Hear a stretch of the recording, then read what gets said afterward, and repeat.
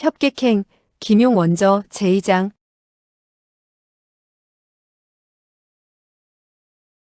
무사람들은 사형객이 일장 밖에서 소매자락을 한번 떨쳤을 뿐인데 화만자가 쓰러지는 것을 보고 아연실색하고 말았다. 따라서 그 누구도 감히 사형객을 뒤쫓아갈 엄두를 내지 못했다. 사형객이 사라지자 석청은 두 걸음 다가서며 경만종과 왕만인에게 폭언의 예를 취했다. 경아우님, 그리고 왕아우님, 저 사매의 담력이 남자보다 낫구려. 그는 다시 말했다. 혹시 강호에서 이름이 자자한 한매여협 화만자 사매가 아니시오? 그리고 나머지 네 분 사형제들도 경아우님이 좀 소개를 해주구려. 경만종은 무뚝뚝한 얼굴을 하고 아무런 대답도 하지 않다가 입을 열었다. 이곳에서 석 장주 부부를 만나게 되었으니 이제 더 바랄 게 없게 되었다. 왜냐하면 우리가 강남 땅으로 갈 필요가 없게 되었기 때문이다. 이것은 바로 석청이 하는 말을 무시하고 자기네들 사형제에게 하는 말이었다. 석청은 7명이 안색이 별로 호의에 차있지 않은 것을 보고 처음엔 그들이 사형객의 손에 패배를 당했기 때문에 불쾌해서 그런가 보다고 생각했다.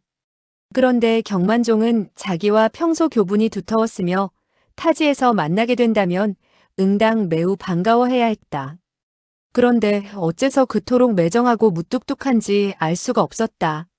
사실 경만종은 평소 그를 석형님 하고 따랐었는데 어째서 갑자기 칭호마저 바꾸어 말하는 것일까? 이와 같은 생각을 하던 석청은 얼핏 떠오르는 생각이 있었다. 혹시 나의 아들놈이 또 화를 일으킨 것이 아닐까? 그는 재빨리 입을 열었다. 경아우님, 나의 그 장난꾸러기 아들 녀석이 또 아우님을 화나게 만든 모양이군. 이 형이 사과를 하겠네. 그는 다시 부드러운 어조로 말했다. 자. 내가 한턱 톡톡히 낼 테니 7분은 별량성으로 가서 한잔합시다. 안봉일은 석청이 설산파의 제자들에게 매우 다정하게 구는 반면에 설산파의 제자들이 자기에게 오만한 태도를 취하는 것을 보자 설산파를 다시 평가하게 되었다. 그는 그들과 통성명할 가치가 없다고 느꼈다. 약간 화가 나기도 하고 겸연쩍어진 그는 속으로 생각했다. 설산파가 뭐가 대단하다고? 거만하기 짝이 없구나. 석장주와 같이 인의로 사람을 대하는 사람만이 훌륭한 사람이지. 이와 같은 생각에 그는 석청과 민유에게 폭언을 취했다. 석장주 그리고 석부인. 이 안모는 이만 실례하겠습니다. 석청은 두 손을 마주잡고 말했다. 안채주 용서하구려. 저의 자식놈인 석중옥이 설산파봉 사형의 문화에서 무공을 익히고 있소이다. 자식놈의 일을 묻느라고 그만 안채주에게 예의를 차리지 못했구려. 안봉일은 속으로 생각했다. 그것이야 당신을 탓할 수는 없는 노릇이지. 이와 같이 생각을 하면서 그는 말했다. 원, 별 말씀을 다 하십니다. 다시 만납시다. 그는 폭언의 예를 하고는 산채의 형제들을 이끌고 떠나버렸다. 경만종 등 7사람은 시종 아무 말도 하지 않고 있었다. 안봉일이 멀리 떠난 후에도 서로의 얼굴만 쳐다보고 있었다. 그들의 얼굴에는 겸연쩍음, 난처함, 분노, 치욕 등의 복잡한 감정이 어려 있었다. 그 누구도 먼저 말을 하려고 하지 않았다. 석청은 그의 아들을 설산파의 제자인 풍화신룡 복만리의 제자로 들여보낸 것이었다. 거기에는 피치 못할 여러 가지 사연이 있었다. 그의 아들이 너무나 짓궂고 장난이 심할 뿐 아니라 민유가 여러모로 두둔하는 데다가 자기 자신은 엄하게 가르칠 수 없는 까닭이 있기 때문에 복만리의 제자로 들여보낸 것이었다. 그런데 경만종 등의 태도를 보니 그 아들이 어떤 큰 사고를 일으킨 것이 분명했다. 그는 웃으며 입을 열었다. 백 선배님과 사모님께서도 안녕하신지. 그리고 풍화신룡 봉 사형도 편안하시오? 왕만이는 더 참을 수 없다는 듯 큰 소리로 말했다. 저의 사부님과 사모님은 당신의 그게의 아드님 때문에 우라통이 터져 죽지 않은 것만도 천만다행이라오. 그는 본래 계잡종이라고 말하려고 했으나 민유의 측은하고도 맥 빠진 얼굴을 보고는 그만 더듬거리며 끝내 잡종이라는 말을 삼킨 것이었다. 그러나 그와 같은 욕지거리는 참았으나 여러 사람들이 그가 말하고자 하는 본뜻을 헤아리고 있었으니 크게 욕을 한 것과 다름이 없었다. 민유는 눈가를 붉히며 입을 열었다. 왕 오라버니, 우리 오기는 정말 장난기가 너무 심해요. 여러분들에게 죄를 지었다면 제가 사과드리겠어요. 그러면서 그녀는 절을 하려고 했다. 설산파의 7명 제자들은 급히 발례했다. 왕만이는 순간 어찌할 바를 모르며 더듬거렸다. 석 아주머니께서 낳으신 그 꼬마 녀석은 너무나 버릇이 없습니다. 반푼이라도 형님이나 아주머니 두 분을 닮았더라면 더 무슨 할 말이 있겠습니까?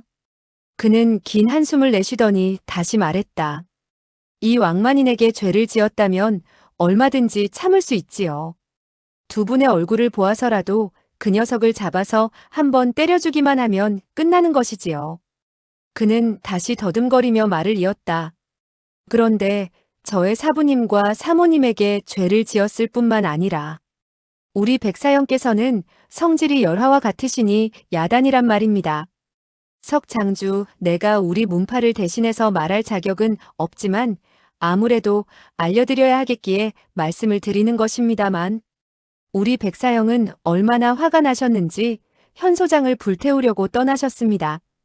두 분은 잠시 피하도록 하십시오. 그는 침을 삼키더니 다시 말을 이었다. 술을 사주시겠다는 호의는 감사합니다만 마실 수가 없습니다. 백사형이 이 사실을 알게 되면 앞으로 저와 상종하지도 않을 것입니다.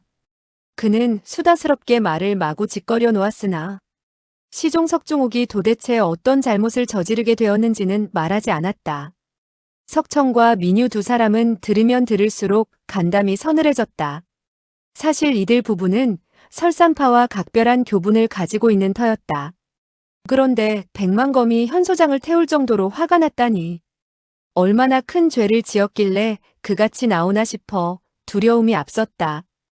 그리하여 석청은 연신 자식놈을 욕했다.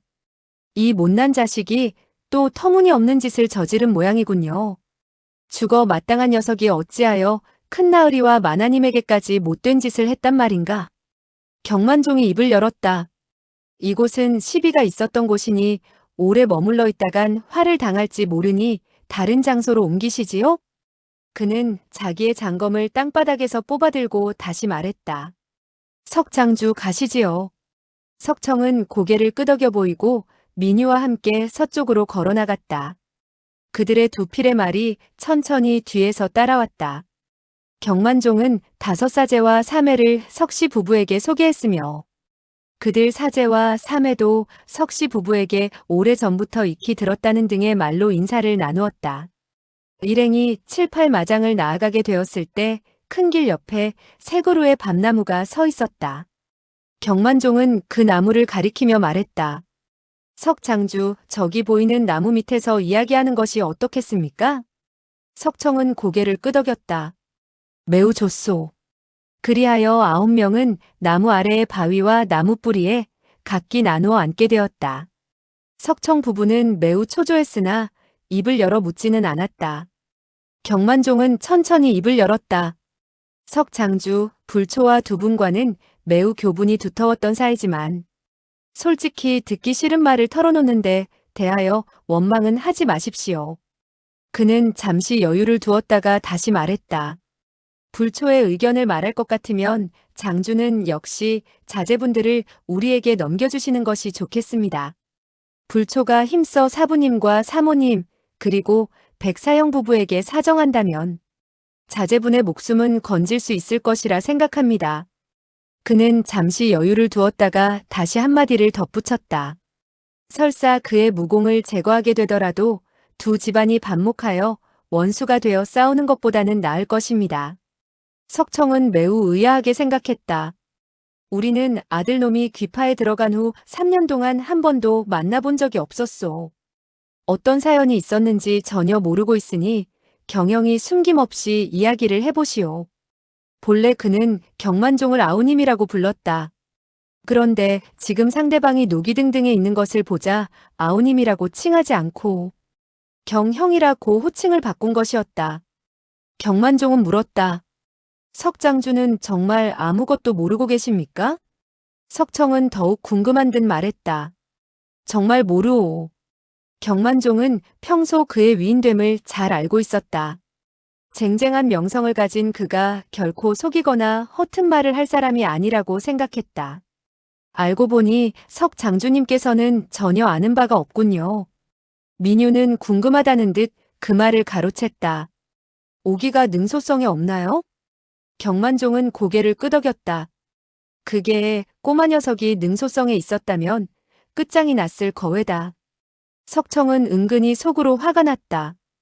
오기를 너희들 문화에 들여보내 무공을 익히게 한 것은 백큰 나으리와 봉사형의 위인됨을 존경했기 때문이고 설산파의 무공을 높이 샀기 때문이다.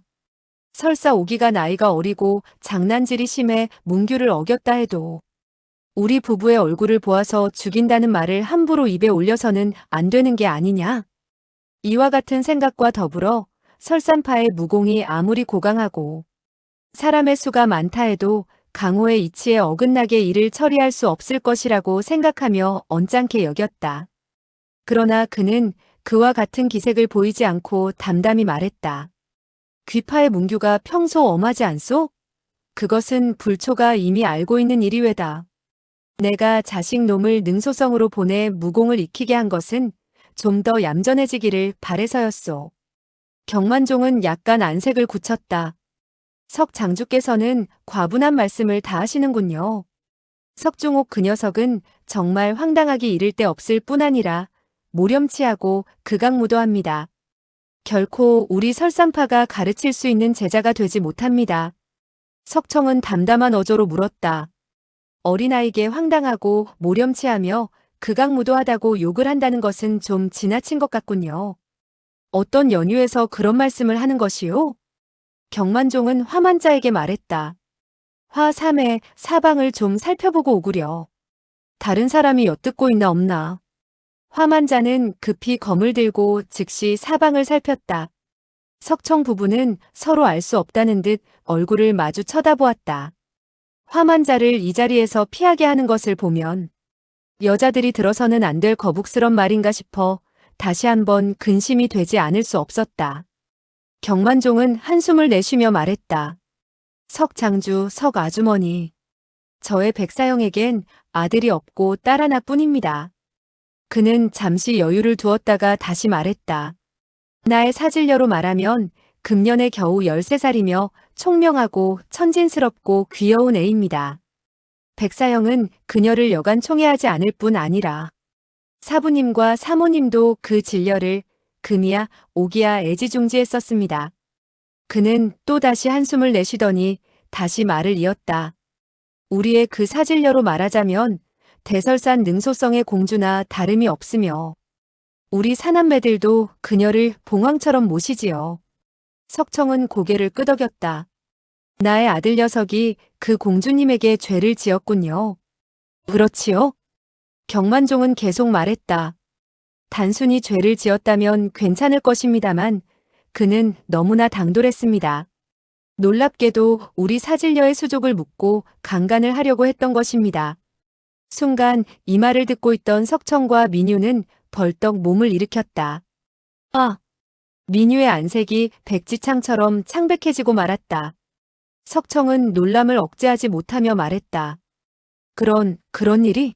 중옥은 이제 겨우 15살 먹은 어린애에 지나지 않소. 이 중간에는 어떤 오해가 있을 것이외다. 그러나 경만종은 안타까운 빛을 띄운 채 계속 말했다. 우리들도 너무나 황당한 일이라고 생각했지만 절대 틀림없는 사실이니 어떻게 하시겠소? 사질녀를 돌보는 2명의 시녀가 다투는 소리를 듣고 방 안으로 달려들어가자. 그와 같은 광경을 보고 도와달라고 고함을 지르게 되었는데 고함을 질렀다고 해서 그 녀석은 한 시녀의 한쪽 팔을 잘랐고 또 다른 한 시녀의 다리를 잘랐습니다. 2 시녀는 정신을 잃고 말았지요. 그렇게 말하던 그는 얼굴을 일그러뜨리며 다시 한마디를 덧붙였다. 다행히 이렇게 되자 그 녀석은 피를 보고 놀라서 사질녀에게 더 이상 행패를 부리지 못하고 도망을 쳐버렸습니다. 무림에서는 무엇보다도 색계를 범하지 못한다. 흑도에 몸을 담고 있는 호걸이 남의 재물을 빼앗고 살인 방화를 하는 것은 그런대로 흔한 일이라 생각하지만 만약 색계를 범하게 된다면 동료들에게 멸시를 당하기 마련이었다. 부녀를 강간하는 일은 농림의 도적들도 감히 가볍게 범하지 못하는 일이었다.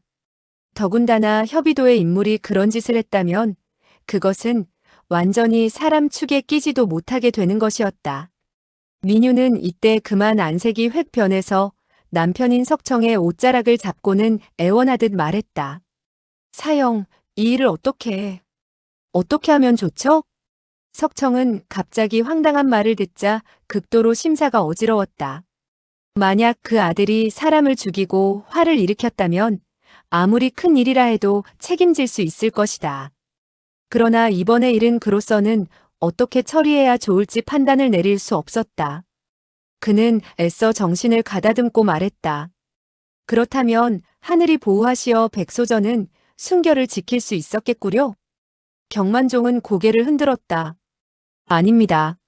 몸을 더럽힌 것과 별 차이가 없습니다. 저의 사부님의 성질을 잘 알고 계시겠지만 즉시 명을 내려 그 녀석을 불러들이라고 했습니다. 그리고 누구든지 그를 보기만 하면 죽이라고 명령을 내렸던 것입니다. 왕만인이 그 다음 말을 이었다. 저의 사부님은 말씀하셨지요.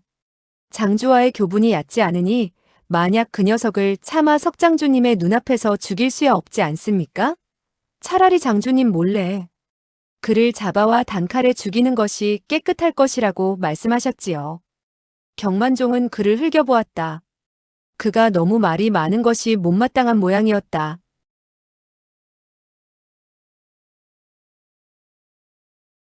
왕만이는 경만종을 바라보았다. 사부님은 분명히 그렇게 분부하지 않았소? 내가 말을 잘못했소? 경만종은 그를 아랑곳하지 않고 말했다. 만약 두 시녀만 해친 것이라면 큰일을 저질렀다고는 할 수 없습니다. 그러나 우리 사질녀는 나이도 어린데다가 성격이 매우 꿋꿋했습니다. 그는 마른 침을 삼키며 다시 말했다. 불행하게도 그와 같은 수치를 당했으니 세상 사람을 대할 면목이 없다며 이틀 밤낮을 계속 울더니 사흘째 되던 날밤 살그머니 뒤창으로 빠져나가 높은 절벽에서 골짜기 아래로 몸을 던지고 말았습니다. 석청과 민유는 다시 한번 놀라움에 찬 소리를 내지르지 않을 수 없었다. 아! 석청은 떨리는 목소리로 다시 물었다. 그럼 목숨은 구했소? 경만종은 말했다. 능소성 밖의 골짜기는 석 장주께서도 알다시피 돌이 떨어진다 해도 가루가 날 정도입니다. 가냘픈 아가씨가 몸을 던졌으니 박살이 나지 않고 견뎌냈겠습니까? 이때 설산파 제자 가운데 가만균이라는 젊은이가 입을 열었다. 가장 억울한 사람은 대사형이십니다. 그는 사부님께 오른팔을 잘리고 말았습니다. 매우 울분에 찬 어조였다. 석청은 깜짝 놀랐다. 풍화신룡이 팔을 잘렸단 말이오? 그렇지 않고요. 저의 사부님께서는 손녀의 죽음을 애석하게 여기고 또 대개 아들을 잡지 못하게 되자 크게 노하시어 봉사형에게 제자를 잘못 가르쳤다고 길길이 뛰시다가 갑자기 봉사형의 허리에 차고 있던 장검을 뽑아서 그의 왼팔을 잘라버리고 말았습니다. 그는 잠시 여유를 두었다가 다시 말했다. 저의 사모님께서는 사부님의 너무 과격한 처사에 반발하셨고 두 분께서는 제자들 앞에서 언쟁을 벌이게 되었으며 점차 갈수록 감정이 대립되어서는 옛날 일을 들먹이기에 이르렀습니다. 이어 한숨을 내쉬며 계속 말을 이었다. 사부님께서는 화가 머리끝까지 나셔서 그만 사모님의 뺨을 후려치셨습니다. 사모님은 대노하여 문 밖으로 달려나가며 다시는 능소성 안으로 한 걸음도 들여놓지 않겠다고 하셨습니다. 석청은 부끄러움을 느꼈다. 복만리의 무공을 흠모하여 외동아들을 그의 문화로 들여보냈건을 그에게 폐인이 되는 재앙을 안겨줄 줄이야. 복만리의 건법은 강맹하고 신랄한 것이 광풍열화와 같았다. 그래서 풍화신룡이라는 벼로를 얻게 된 것이다. 성격이 열화 같은 그는 많은 원수를 맺고 있어 무공을 잃게 된다면 아마 한평생 대설산에서 내려올 수 없게 될 것이다. 그러니 석청의 친구에 대한 죄책감은 그야말로 뭐라 표현할 수 없는 것이었다. 왕만이는 이어 다시 입을 열었다. 가 사제, 대사형이 억울하다고 하지만 우리 백사형은 더욱 억울하지 않소? 딸을 잃게 되었을 뿐만 아니라 형수님께서는 실성하고 말았지 않소? 석청과 민유는 들을수록 놀라운 사실에 마음을 가다듬을 수가 없었다. 쥐구멍이라도 있으면 뛰어들고 싶은 심정이었다. 석청은 입이 10개라도 할 말이 없겠으나 염치불구하고 질문을 던졌다. 백부인께서는 어쩌다가 심신의 안정을 잃게 되었소? 왕만이는 대답했다. 대개 그 귀여운 아들 때문에 우라가 도져서 실성을 하게 된 것이 아니겠소? 사질녀가 죽자 백사형은 아주머니를 나무랐지요. 딸을 제대로 돌보지 못했다고 말입니다. 그는 잠시 여유를 두었다가 변명하듯 다시 말했다. 형수님께서는 그렇지 않아도 자기 자신을 원망하고 있었는데 남편이 그와 같은 말을 하자 그만 딸의 이름을 부르면서 어미가 너를 죽게 했구나 하는 소리를 부르짖더니 그 이후부터 정신이 맑지 않게 되었습니다. 이어 그는 흘끗 석청과 민유를 바라보고 나서 다시 말을 이었다. 형수님께서 실성하자 골짜기 아래로 뛰어내리지 않도록 두 분 사저가 한 걸음도 떠나지 않고 돌보고 있습니다. 석장주, 백사형이 현소장을 불태우려 하는 것도 지나친 일이라고는 말할 수 없지 않겠습니까? 석청은 고개를 끄덕였다. 그렇습니다. 우리 부부는 정말 부끄럽기 짝이 없소. 이 세상 끝까지 뒤져서라도 그 못난 녀석을 잡아서 친히 능소성으로 데려가서 백소저의 영전에서 능지처참을 하도록 하겠소. 이때 민유는 갑자기 신음소리를 내뱉더니 정신을 잃고 남편의 품속으로 쓰러지고 말았다. 석청은 재빨리 그녀의 인중혈을 주물러 주었다. 한참 후에야 민유는 천천히 정신을 차렸다. 왕만이는 다시 계속 말했다. 석장주, 우리 설산파에는 또 두 사람의 목숨을 현소장의 책임으로 돌리지 않을 수 없습니다. 석청은 놀라 물었다. 두 사람의 목숨이라니? 그는 온갖 풍랑을 다 겪어온 사람이었으나 오늘 같은 일은 처음이었다. 과거 둘째 아들인 중견이 원수에게 살해당했을 때도 극도의 슬픔을 느꼈지만 오늘처럼 부끄럽고 황송하며 두렵지는 않았다. 따라서 그는 음성마저 떨고 있었다. 왕만이는 그를 쳐다보며 말했다. 설산파에서 그와 같은 병고를 당하게 되자 사부님께서는 18명의 제자들을 내려보내게 되었습니다. 한쪽은 백사형이 거느리고 강남으로 가서 현소장을 불태우려고 했지요. 그리고 그는 우물쭈물하며 말을 잇지 못했다.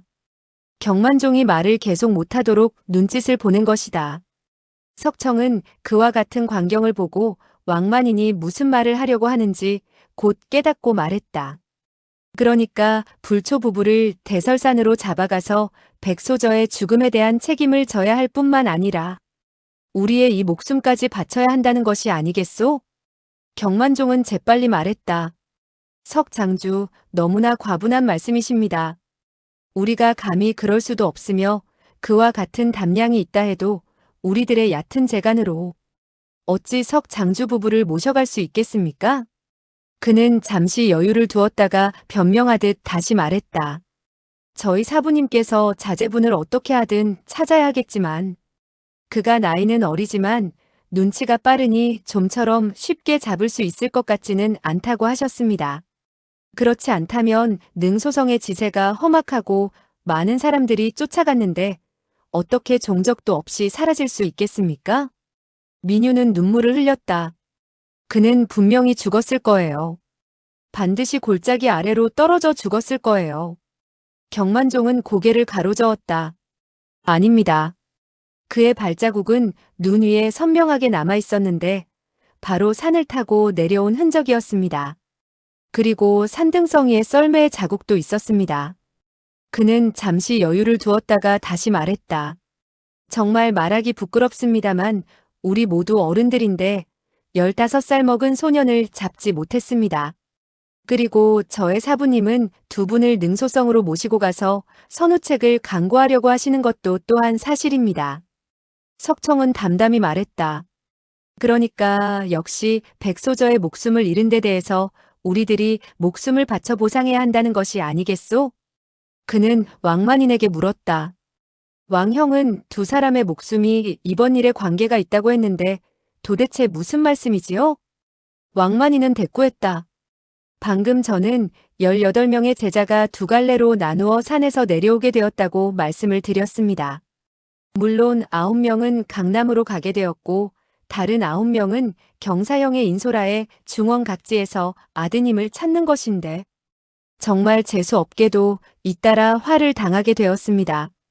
경만종은 그의 말을 가로챘다.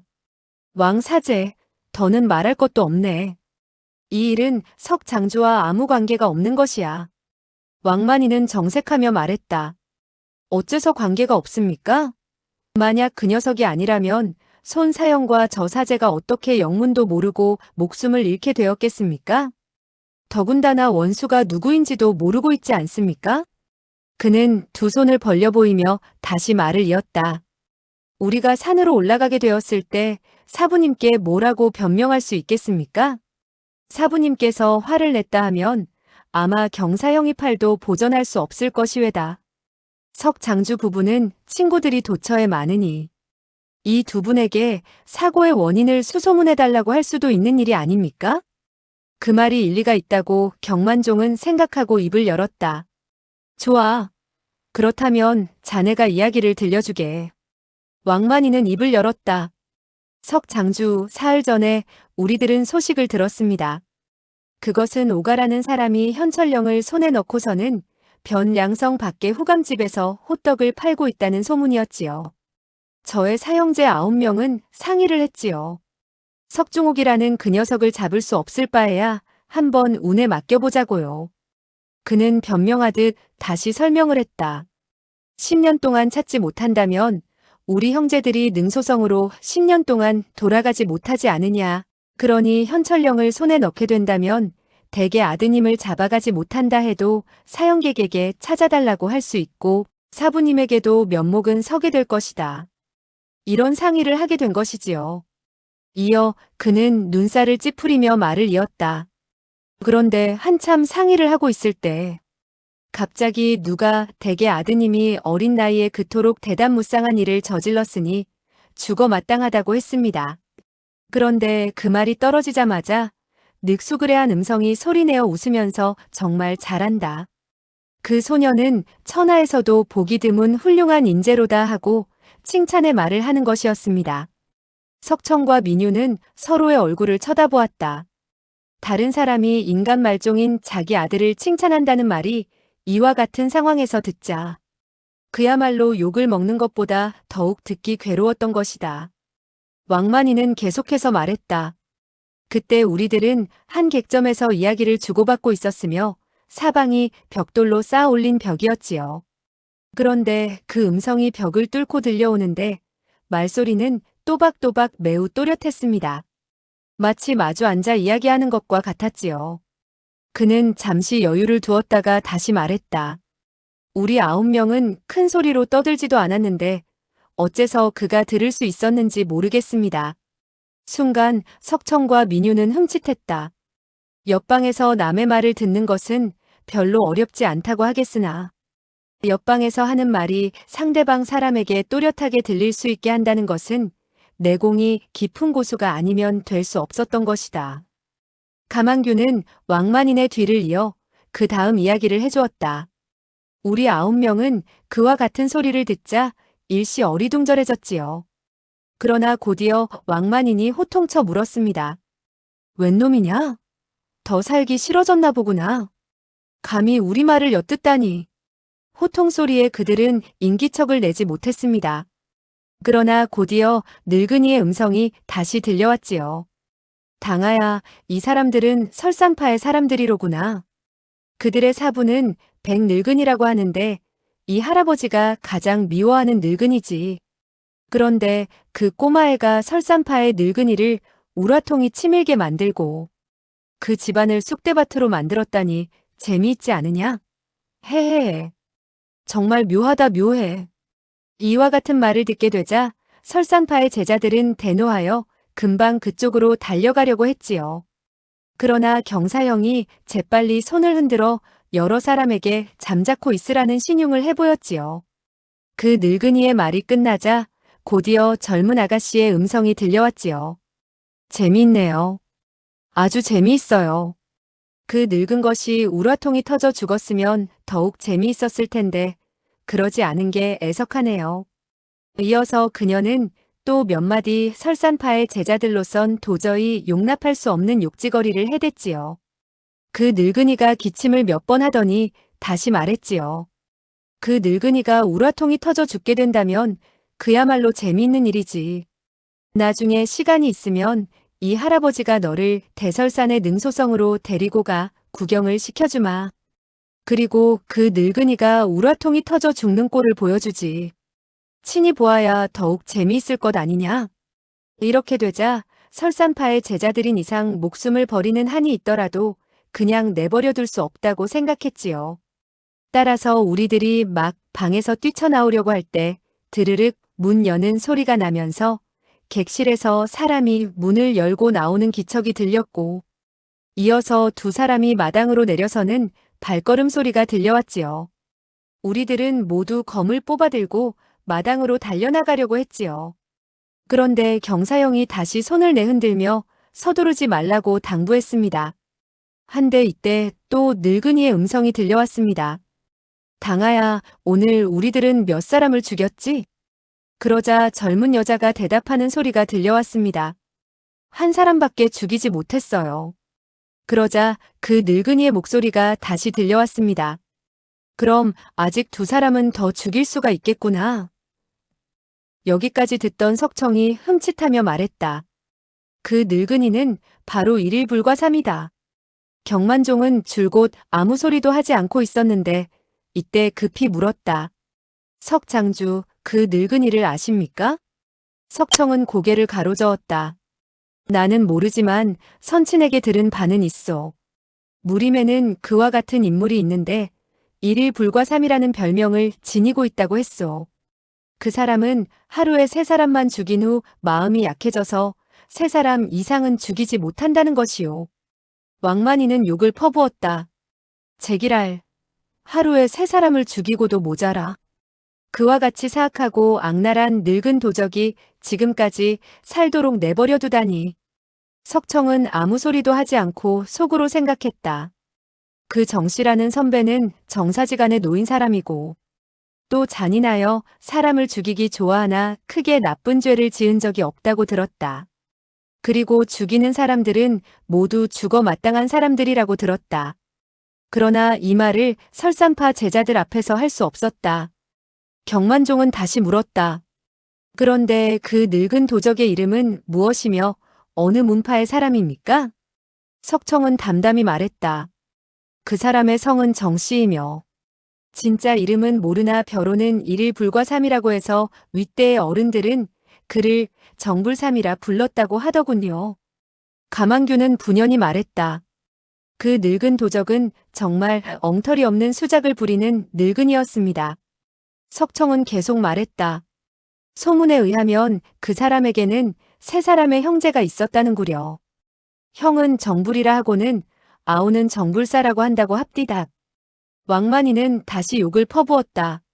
제기랄, 불이 불삼, 불사라니. 꼭 개방귀 같은 이름만 붙여놓았군.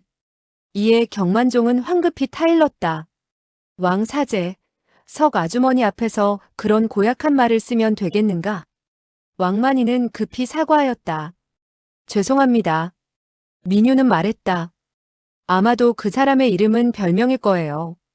그와 같이 괴상한 이름은 지을 수 없을 테니까요. 석청은 말했다. 본래 정씨 삼형제는 무림에서 상당한 명성을 떨치고 있었소.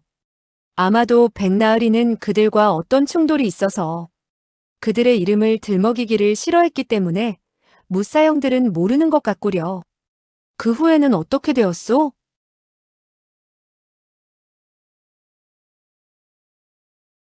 왕만이는 변명하듯 설명을 했다. 그 늙은 도적은 곧이어 손만년과 저만춘이라는 놈들이 있으면 빨리 기어나와라 하고 외쳤소이다.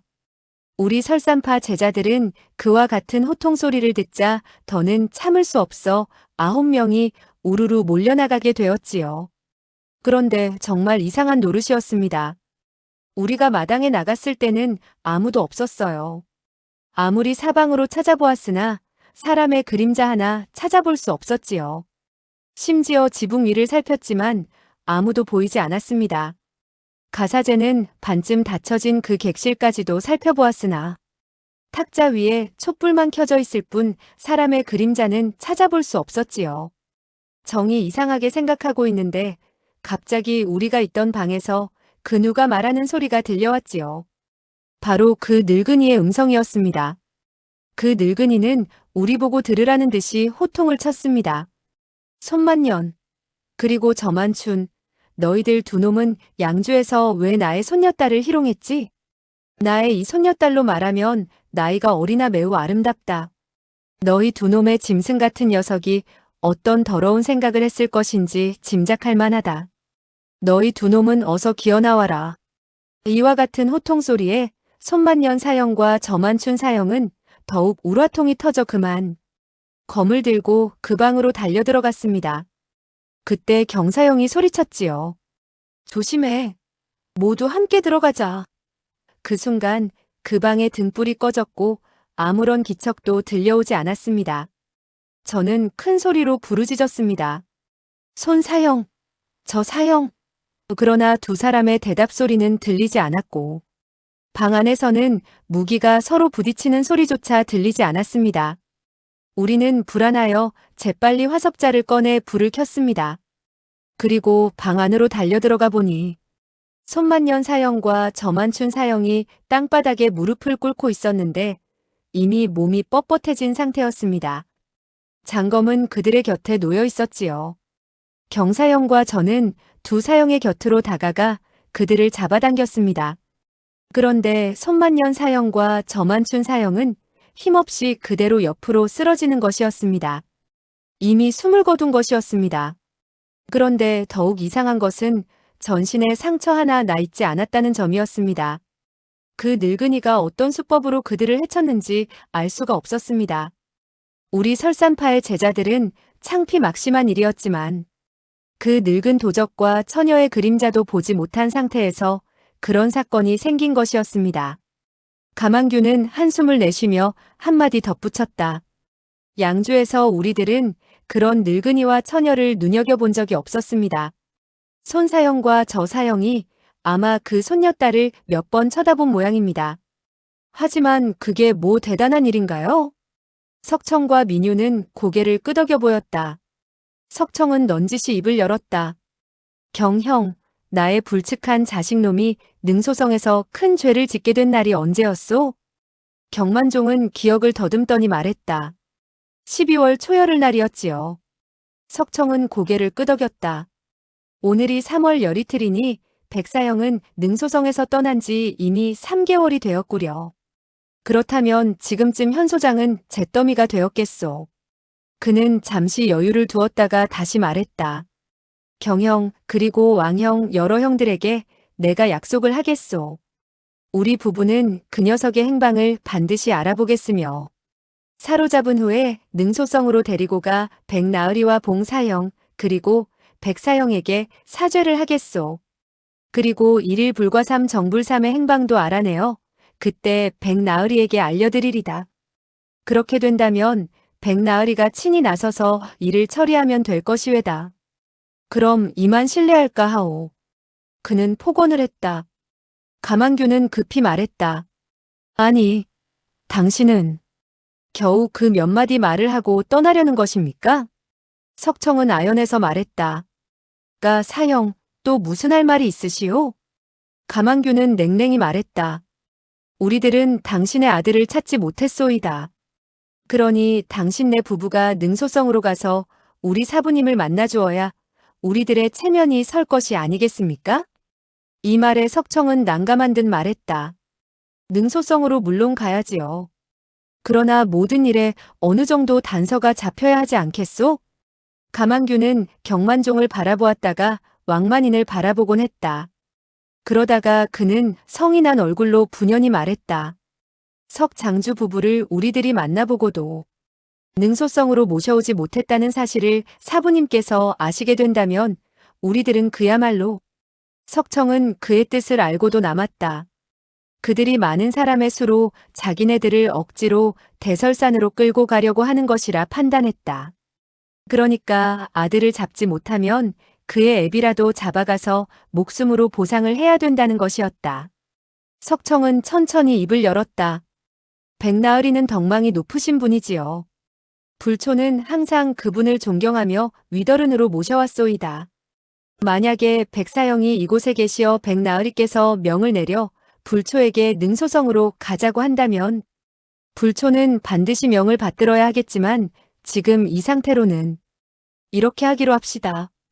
그는 자기의 허리에서 검은 검집의 장검을 풀며 민유에게 다시 말했다. 3회 그대의 검도 푸시오. 민유는 검을 풀어 석청에게 건네주었다. 석청은 두 손으로 쌍검을 받쳐들고 경만종에게 내밀었다. 그들 부부가 생명처럼 아끼는 흑백 쌍검을 맡긴다는 것은 그야말로 설산파의 체면을 크게 세워주는 행위라고 생각하지 않을 수 없었다. 따라서 그들은 이들 두 부부가 이 보검을 찾기 위해서도 능소성으로 반드시 찾아올 것이라 생각했다. 따라서 경만종은 몇 마디 사과의 말을 하고 흑백 쌍검을 받으려고 했다. 그러나 가만규는 달랐다. 가만규는 큰 소리로 말했다. 우리 사질녀의 한 목숨과 봉사형의 한쪽 팔 사모님이 산에서 내려가시고 백사형의 형수님께서 실성을 하시고 손사형과 저사형이 비명 행사한 것을 어찌 당신네 두 자루 무쇠로 만든 칼과 맞바꿀 수 있다는 거요? 경사형이야 당신과 교분이 있어서 당신의 체면을 봐주겠지만 이 가아무개는 당신을 모르오. 당신은 오늘 능소성으로 가야 하오. 가기 싫어도 가야 하오. 석청은 미소 지었다. 내 아들놈이 귀파에 큰 죄를 지었으니 불초는 사죄를 하는 것 외에 더 무슨 할 말이 있겠소? 가영이 설산파의 고수로서 무공이 고강하다는 사실을 나는 잘 알고 있어. 비록 만나보지는 못했지만 평소 악모해왔소. 그는 두 손바닥 위에 장검을 받쳐들고 경만종이 그 두 자루의 검을 받아가기를 기다렸다. 가만규는 속으로 생각했다. 우리들이 이 두 사람을 데리고 대설산으로 가려면 한바탕에 큰 싸움이 벌어질 것은 명약관화하다. 그가 스스로 무기를 바치려고 하니 오히려 잘 되었다. 무기를 빼앗은 후에 처치하면 될 것이다. 신뢰를 범하지 않으면 내가 살지 못한다는 속담도 있지 않으냐? 그는 석청이 검을 거두어 들릴까봐 신속히 앞으로 나오며 두 손을 일제히 뻗쳐내어 설산파의 금나수법으로 석청의 손바닥 위에 놓여있는 두 자루의 장검을 힘주어 움켜쥐고 말했다. 그럼 먼저 당신의 무기를 바치시오. 팔을 와락 잡아당겨 장검을 빼앗으려고 하는데 두 자루의 장검은 석청의 손바닥에서 달라붙어 떨어지지 않는 것이었다. 가만규는 깜짝 놀라 두 팔에 힘을 불끈 주고 일갈했다. 떨어져라. 힘껏 잡아당겼다. 그 순간 두 자루의 장검에서 세찬 힘이 쏟아져 나와 그의 두 손목으로 밀려들었다. 뚝 하는 소리가 나며 대뜸 그는 손목 관절이 탈골되고 말았다. 아이쿠. 그는 신음을 내뱉으며 검을 놓고 물러섰다. 두 자루의 검은 여전히 석청의 손바닥 위에 얌전히 놓여져 있었다. 옆에서 구경을 하고 있던 사람들은 석청이 털끝 하나 움직이지 않은 것을 똑똑히 보았으므로 그 누구도 석청에게 따질 명분이 서지 않았다. 가만규는 고통과 울화를 참을 수 없어 오른 다리를 들어서 맹렬하게 석청의 아랫배를 걷어찼다. 경만종은 급히 외쳤다. 무례를 범하지 말게. 즉시 손을 뻗쳐서 가만균의 뒷덜미를 잡고 뒤로 끌어당겼다. 가만균의 발길질은 허공을 걷어차고 말았다. 경만종은 석청의 내력이 무서운 것을 잘 알고 있었다. 만약 가만균의 발길질이 석청의 몸에 격중되었다면 가만균의 다리뼈가 부러지고 말았을 것이다. 경만종은 무공이나 견식이 가만균을 훨씬 능가했다. 그는 10손가락에 힘을 주입하고 조심스레 손을 뻗쳐서 석청의 손바닥 위에 올려져 있는 장검을 움켜쥐려고 했다. 그의 손가락 끝이 막 검집에 닿는 순간 그는 전기에 감전된 사람처럼 손을 움찔 떨며 온몸을 부르르 떨었다. 뜨거운 기운이 가슴 속으로 침투해 들어왔다. 석청의 내공이 장검을 통해서 자기에게 전해진 것이 틀림없었다. 경만종은 내심 부르짖었다. 야단났구나. 그는 석청이 이와 같은 함정을 파놓고 자기를 끌어들여 자기와 내공을 겨루려는 속셈을 지녔음을 직감하였다. 사실 내공을 겨루는 것은 위험하기 그지없으며 강한 자는 살아남지만 약한 자는 패망하지 않을 수 없는 것이다. 만약 두 사람의 내공이 별 차이가 없으면 죽을 때까지 겨뤄야 비로소 승부를 가릴 수 있는 것이며 나중에는 손을 멈추고 양보하고 싶어도 자기 마음대로 되지 않는 것이 바로 내공의 겨룸인 것이다. 경만종은 부득이 석청과 겨루지 않을 수 없어 내심 절망감을 맛보았다. 그가 어떻게 석청과 겨룰 수 있겠는가? 그러나 뜻밖에도 석청은 두 칼을 경만종의 손아귀에 쥐어주며 웃었다. 우리들은 형제와 다름없는 사이요. 어찌 우애를 손상할 수 있겠소? 그럼 이만 작별합시다.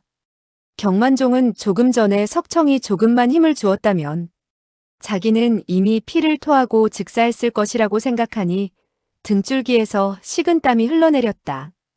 그는 멍하니 쌍검을 받아들고 서서 온 얼굴 가득 부끄러움을 담고 무슨 말을 해야 좋을지 모르고 있었다. 석청은 민유를 바라보며 말했다. 삼해, 우리는 별량성으로 갑시다. 민유는 울먹이며 입을 열었다. 사형, 그 애가. 석청은 고개를 가로저으며 그 말을 가로챘다. 차라리 견이처럼 한 칼에 살해당했으면 좋았을 것을. 민유는 눈물을 흘리며 말했다. 사형, 어떻게 그런 말을. 석청은 그녀의 손을 잡고 백마가 있는 곳으로 데려가 그녀를 부축하여 말에 태웠다. 설산파의 제자들은 그녀의 가련한 모습을 보고 저 여자가 과연 강호를 떨어 올리는 빙설신검인지 의문스러울 지경이었다. 설산파의 여검객 화만자는 현소쌍검 석청 부부가 말을 몰아 떠나가는 모습을 멍하니 바라보며 자기도 모르게 측은해서 한숨을 내쉬었다. 이때 왕만인이 가만균의 탈골된 손목뼈를 맞춰주고 있었다. 가만균은 연신 빌어먹으리니 제기라리니 욕을 해대고 있었다. 화만자는 그 광경을 보자 눈살을 찌푸리며 경만종을 바라보고 입을 열었다. 경사형, 이번에 모든 일이 꼬이기만 하는군요. 경만종은 말했다. 꼬이는 게 당연하다. 상대방의 무공이 얼마나 고강한지 너도 보았지? 우리 7명이 힘을 합쳐도 그들을 당해낼 수 없으니 할 수 없다. 그들의 무기를 압류했으니 능소성으로 돌아가도 할 말은 있는 셈이다. 말을 하면서 그는 흑백쌍검을 검집에서 뽑아보았다. 백검은 얼음과 같이 싸늘한 한기를 뿜어냈고 흑검은 먹처럼 새까만 빛을 뿜어냈다. 그 싸늘한 광채가 발산되자 살을 에이는 듯한 통증이 뼈 속으로 스며드는 것 같았다. 정말 보기 드문 희세의 보검이었다. 경만종은 고개를 끄덕였다. 검은 진짜로구나. 화만자는 그와 같은 보검을 감탄 어린 눈빛으로 바라보며 입을 열었다. 검은 물론 진짜예요. 우리들이 사람을 잡아두지 못했는데 이 두 자루의 보검을 능소성까지 무사히 가져갈 수 있는지가 문제가 되겠죠. 경만종은 흠칫해서 물었다. 화삼해, 어째서 그와 같은 말을 하지? 화만자는 말했다. 작년 어느 날 소매가 백사형 부부와 잡담을 나누며 천하의 보검과 보도를 논한 적이 있어요. 마침 옆에 있던 석중옥이라는 계잡종이 끼어들어 말하기를 자기 부모의 흑백쌍검이 천하에서 으뜸이라고 했어요. 석중옥의 말을 들어보면 그들 부부는 흑백쌍검을 목숨보다 소중히 여긴다고 했어요. 그러니까 그들은 아들인 자기를 대설산으로 보내 무공을 배우게 하느라고 몇 년씩 떼어놓고 대수롭게 여기지 않지만 한시도 흑백상검을 손에서 놓지 않는다는 거예요. 그런데 석 장주가 목숨보다 소중히 여기는 보검을 우리에게 맡기긴 했지만 만약 어떤 수작을 부려 보검을 훔쳐간 후 훗날 능소성으로 찾아와 우리들에게 보검을 내달라고 한다면 일이 매우 난처하게 되지 않겠어요? 가만균이 그 말을 받았다. 우리 7사람이 철통 같은 수비로 보검을 지키고 있을 텐데 그들이 무슨 재주로 보검을 훔쳐간단 말이오? 경만종은 잠시 생각해보고 말했다. 화삼의 말이 옳네. 결코 쓸데없는 일을 걱정하고 있는 것이 아니라고 생각되는군. 석청이라는 사람은 만만한 인물이 아닐세. 그러니 우리들이 신중히 경계를 해야 할 것이네. 왕만이는 미간을 찌푸리며 말했다. 매사를 조심한다는 것은 여러모로 좋은 일이오. 오늘부터 우리 6사람의 남자들이 매일 밤 차례로 보검을 지키기로 합시다. 그는 잠시 여유를 두었다가 다시 물었다. 경사형. 그 석가가 별량으로 간다고 했는데 우리들은 그자의 뒤를 쫓아서 가는 것이 좋겠소? 아니면 다른 길로 앞질러 가는 것이 좋겠소? 경만종은 별량으로 가지 않는다면 자기들이 상대방에게 겁을 집어먹은 행위라고 생각되었다. 더군다나 별량은 이름난 큰 성인데 이곳까지 왔다가 그 성 안으로 들어가 구경을 하지 못한다는 것은 너무 소심한 행위라는 생각이 들었다. 하지만 보검을 가지고 별량으로 가는 것은 역시 위험을 자처하는 일인지라 일시 망설이지 않을 수 없었다. 이때였다. 벼랑간 호통 소리가 들려오며 저쪽에서 한때의 관졸들이 나타났다. 4명의 가마꾼이 파란색 가마를 메고 달려오고 있었다. 아마도 관가에서 사람이 나온 모양이었다. 후감집에서 살인사건이 일어났으니 조사를 하러 나온 모양이었다. 경만종은 살인사건이 발생한 이때 자기들이 무기를 들고 이곳에 모여있는 것은 의심을 받기 쉬우며 관가와 충돌을 하게 된다면 귀찮은 일이라 생각했다. 그는 급히 말했다. 자, 빨리 가자. 7명의 설산파 제자들이 재빨리 그곳에서 떠나려 할 때 한 명의 관졸이 갑자기 큰 소리로 부르짖었다. 살인 강도를 놓치지 마라. 살인 강도들이 도망을 치려고 한다. 경만종은 관졸들을 아랑곳하지 않고 손을 휘둘러 여러 사람에게 빨리 가자고 재촉을 했다. 그때 관졸의 날카로운 외침소리가 다시 들려왔다. 살인자의 이름은 백자재이며 설산파에 늙어도 죽지 않는 장문인이라고 했다. 무이무덕한 백자재야. 이 못된 놈들아. 때를 지어다니며 남의 재물을 빼앗기 위해 살인도 서슴지 않는다니 정말 흉악하구나. 저놈들을 잡아라. 설산파의 제자들은 그와 같은 말을 듣고 놀람과 분노로 인해 온몸의 솜털이 빳빳이 곤두섰다.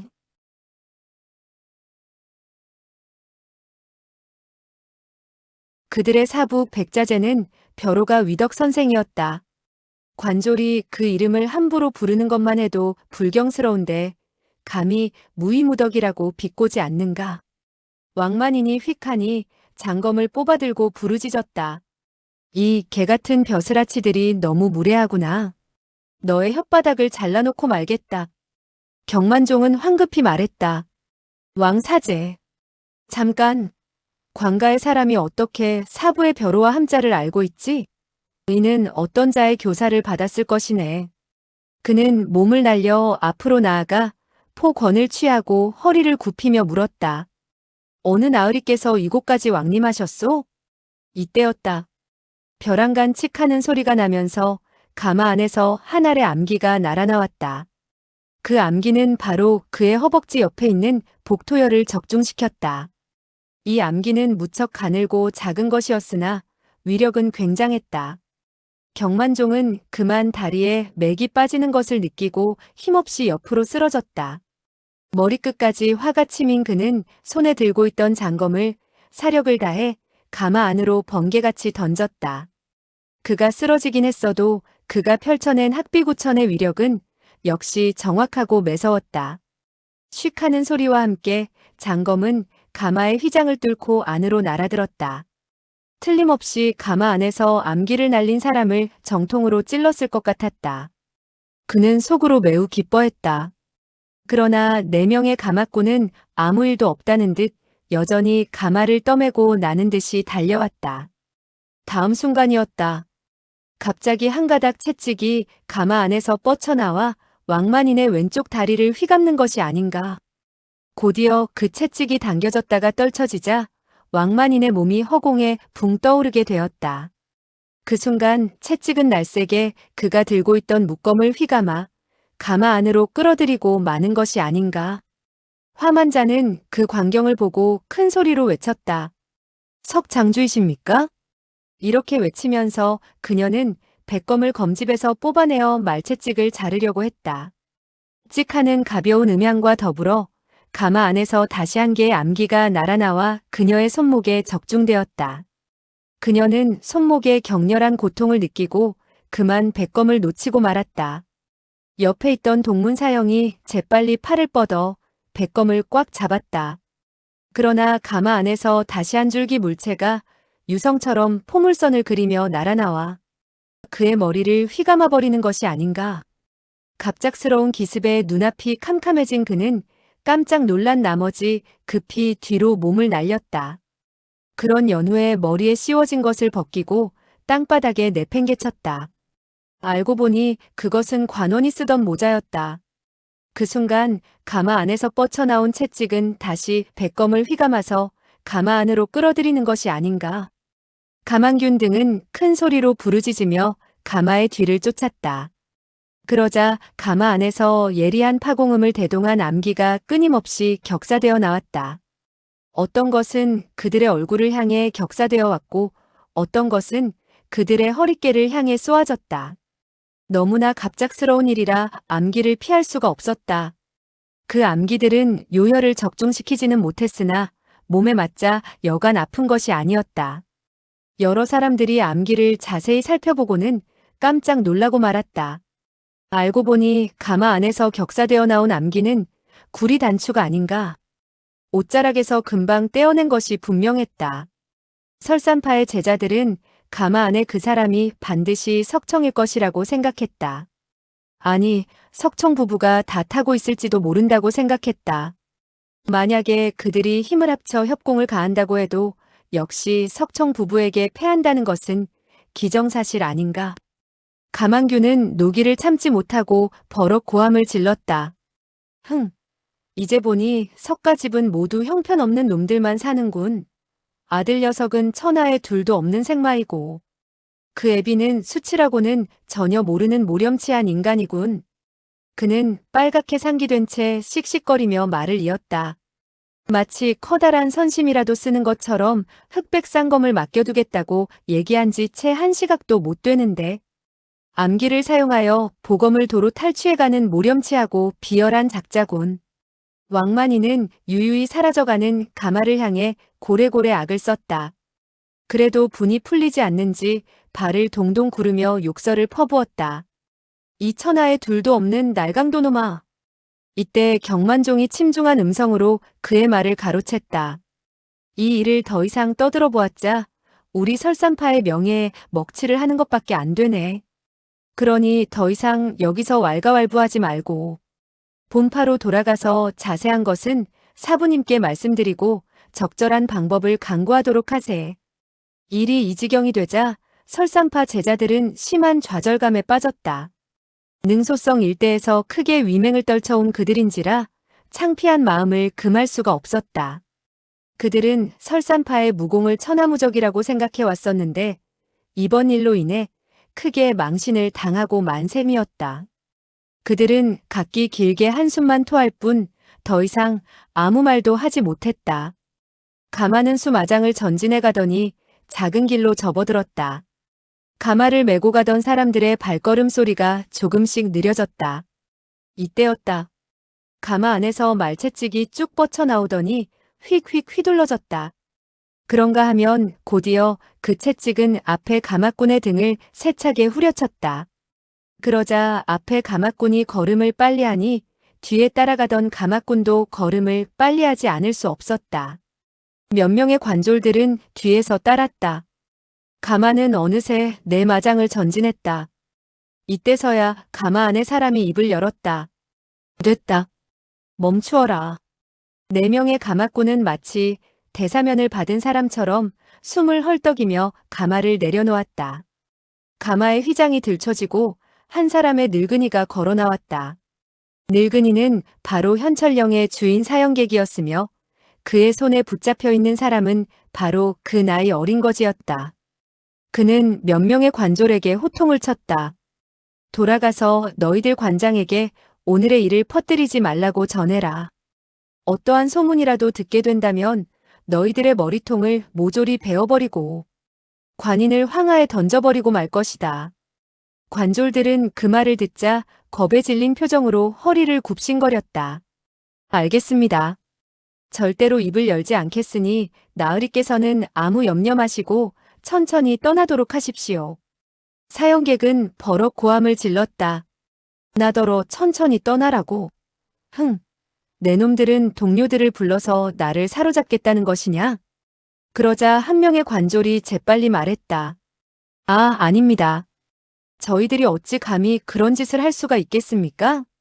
사형객은 두 눈에 흉광을 번뜩이며 말했다. 너희 관장에게 전하라고 한 말을 아직도 기억하고 있겠지? 그러자 관졸은 비굴한 웃음을 지으며 말했다. 기억하고 말고요.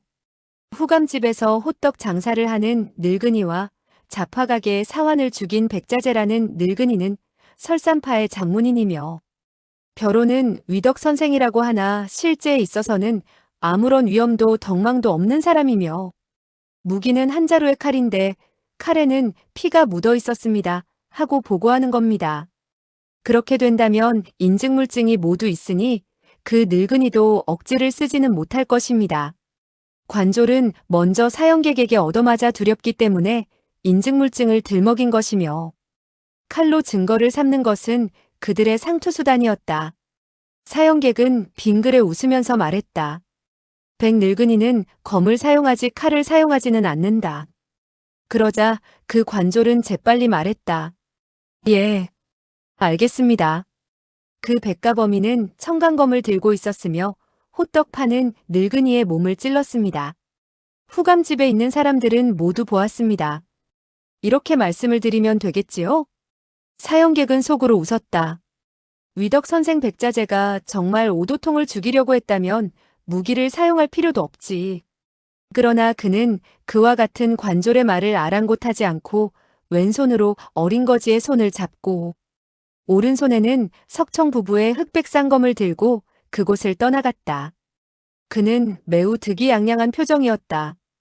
원래 그는 어린 거지를 데리고 간 후 석청 부부와 설산파 제자가 자기에게 어떤 불리한 일을 할까봐 수마장을 달려나간 후 어린 거지의 혈도를 짚어 풀밭에 던져버리고 살그머니 돌아와 그들이 주고받은 말을 듣게 되었던 것이다.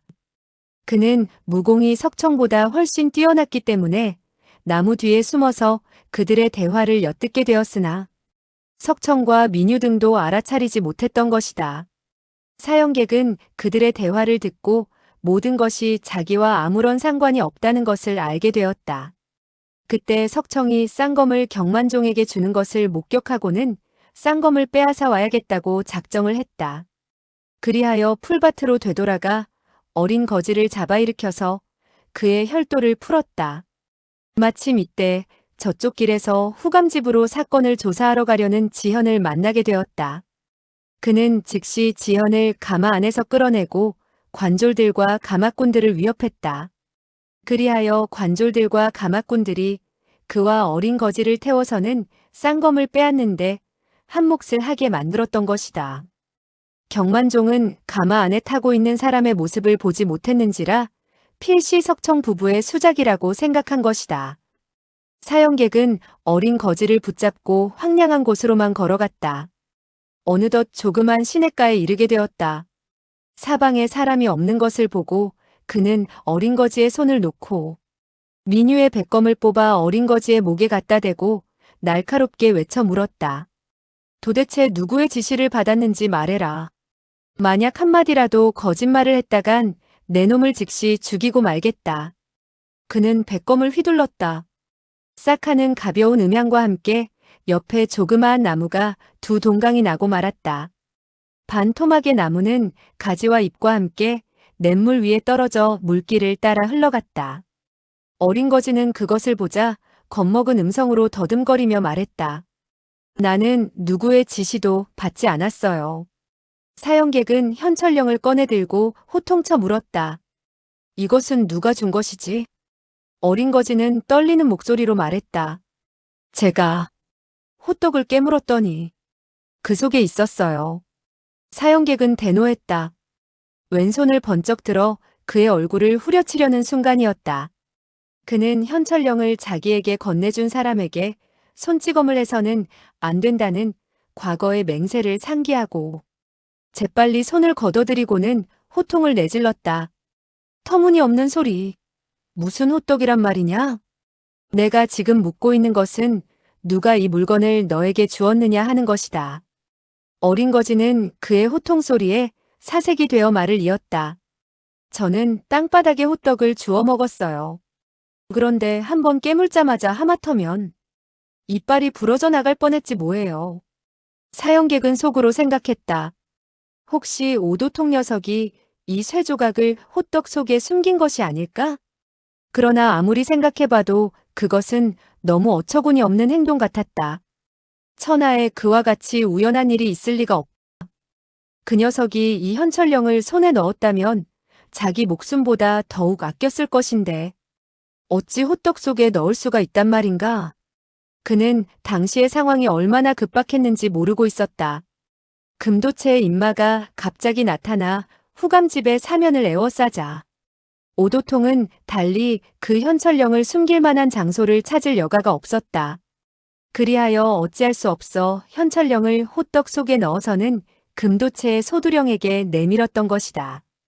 아니나 다를까 그 사람은 크게 노해서 호떡을 집어드는 즉시 내어 던지게 된 것이고 곧이어 금도체의 졸개들이 호떡 가게를 모조리 뒤엎어버릴 듯 찾았으나 땅바닥에 떨어진 호떡 속에 현철령이 들어있으리라고 생각조차 하지 못했던 것이다. 사형객은 한참 동안 어린 거지를 바라보다가 물었다. 너의 이름이 뭐지? 어린 거지는 머뭇거리더니 이내 대답했다. 저는 계잡종이라고 해요. 사연은 크게 의아하여 물었다. 뭐야? 계잡종이라고? 어린 거지는 고개를 끄덕이며 대답했다. 그래요. 저의 어머니는 저를 계잡종이라고 불러요. 성격이 괴팍한 사형객은 1년 12달 동안 별로 웃어본 적이 없었다. 그런데 어린 거지의 그와 같은 말을 듣게 되자 그만 배꼽을 움켜잡고 웃는 것이었다. 그는 웃으면서 생각했다. 세상에서는 자기 아이에게 천한 이름을 지어주는 부모들은 흔히 있다. 무럭무럭 자라나 귀신의 질투를 받지 않도록 하려는 뜻에서 개똥이니 돼지니 하는 이름을 붙이지만 자기의 애를 계잡종이라고 부르는 사람이 있단 말인가. 더군다나 그의 어머니가 그렇게 불렀다니 아이고 정말 우습다. 어린 거지는 그가 웃자 이유도 모르고 따라서 헤헤 웃었다. 사형객은 갑자기 웃음을 그치고 물었다. 너의 아버지 이름은 뭐지? 어린 거지는 고개를 흔들었다. 저의 아버지요? 저는 아버지가 없는걸요. 사형객은 계속 물었다. 그럼 집에 또 어떤 사람이 있지? 어린 거지는 눈동자를 굴리며 말했다. 저와 어머니 그리고 아황입니다. 사형객이 물었다. 아황이 누구냐? 어린 거지는 빙긋이 웃으며 대답했다. 아황은 한 마리의 누렁개입니다. 어머님이 보이지 않게 되자 어머님을 찾으러 나서게 되었는데 아황도 저의 뒤를 따라왔지요. 그런데 배가 고프게 되자 음식을 먹으러 저의 곁을 떠난 후 다시는 돌아오지 않았어요. 사형객은 속으로 생각했다. 알고 보니 좀 바보 같은 아이로군. 아무래도 이 현철령을 얻게 된 것은 우연인 것 같다. 나에게 어떤 부탁을 한 가지 하도록 하여 옛날의 맹세를 저버리지 않고 일을 끝내야겠군. 이리하여 그는 물었다. 너는 노부에게 무슨 부탁할? 그러다가 그는 갑자기 말을 멈추었다. 퍼뜩 떠오르는 생각이 있었던 것이다. 이 녀석이 만약 나에게 그의 어머니를 찾아내라든가 그 개새끼를 찾아달라고 하면 어디 가서 찾지? 그의 어머니는 반드시 다른 사내를 따라 도망을 쳤을 것이고, 아황은 벌써 보신탕이 되고 말았을 터인데 그와 같은 부탁을 하게 된다면 정말 큰일이지. 7명이나 8명의 무림 고수를 죽이는 것보다도 더욱 힘드는 일이 아니냔 말이다. 이와 같은 생각이 들어 잠시 망설이다가 생각나는 것이 있어 다시 말을 이었다. 좋아. 나는 너에게 말하겠는데 누가 너보고 나한테 무슨 말을 하라고 했을 때 너는 그 말을 들어선 안 돼. 그렇지 않으면 나는 즉시 너의 머리를 댕강 잘라버리고 말겠다. 알겠느냐? 어린 거지가 현철령을 자기의 손에 넘겨준 일은 얼마 후 무림에 퍼지게 될 것이다. 그때 어떤 사람이 이 어린 거지를 꼬드겨서 자기에게 어떤 부탁을 하도록 한다면 과거의 맹세 때문에 거절할 수가 없게 되기 때문이었다. 어린 거지는 고개를 끄덕였다. 알겠어요. 사형객은 안심을 하고 다시 물었다. 내 말이 무슨 뜻인지 알겠느냐? 어린 거지는 자신만만하게 말했다. 나에게 그 누가 나보고 당신에게 무슨 말을 하라고 시킨다면 입을 열지 말 것이며 내가 말을 하면 나의 목을 댕강 자르겠다고 했잖아요. 사형객은 말했다. 그렇다. 이제 보니 내 녀석은 아주 바보는 아니구나. 기억력이 꽤 괜찮은데 그래. 만약에 내가 백치라면 정말 어떻게 해볼 도리가 없었을 게야. 너는 나를 따라오너라. 그는 황량한 곳에서 큰 길로 나섰다.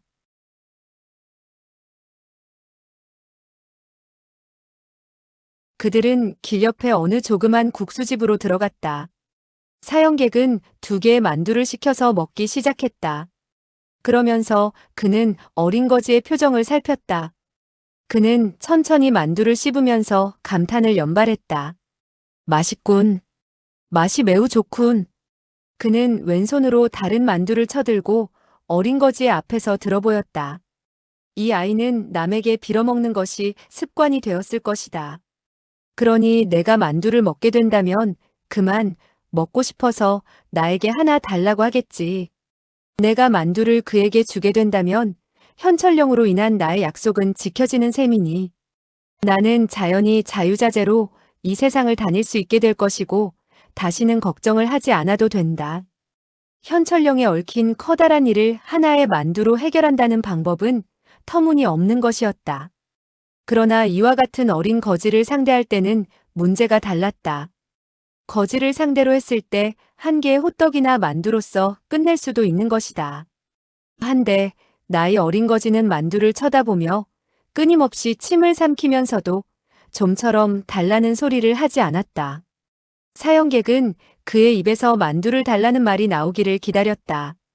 하나의 만두를 다 먹고 2번째 만두를 입으로 가져갔다. 그리고 다시 그는 찜통 속으로부터 하나의 만두를 더 집어들려고 했다.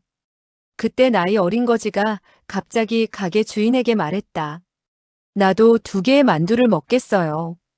그는 찜통 안으로 손을 넣었다. 가게 주인은 사형객을 보았다. 혹시 사형객이 주지 말라면 어쩌나 싶어 그의 대답을 들으려는 것이었다. 사형객은 속으로 무척 기뻐하며 고개를 끄덕였다.